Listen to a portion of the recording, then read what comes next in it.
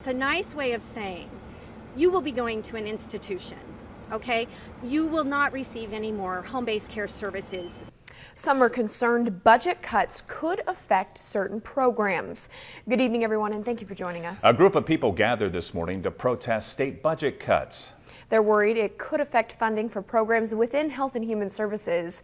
Channel 8 Eyewitness News reporter Rachel Miner has more in tonight's top story. Rachel? A group called Action Committee Nebraska met up earlier this morning to protest budget cuts to the Department of Health and Human Services. Concerned citizens gathered outside the state office building Tuesday morning to protest what they say are upcoming budget cuts that take away money from programs provided by the Department of Health and Human Services.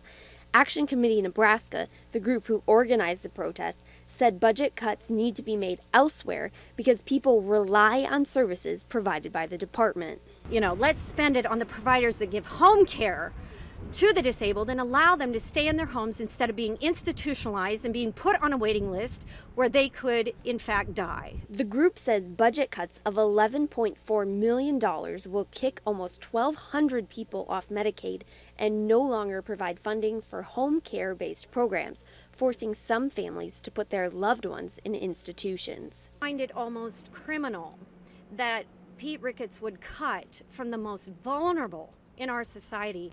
If you want to privatize other things, go ahead. These are the most vulnerable in our society. I spoke with DHHS at a meeting this morning, and they said Action Committee Nebraska's claims are inaccurate. They said the governor's proposed budget, which was approved by the state legislature, will not kick people off Medicaid and does not reduce funding for home care-based programs.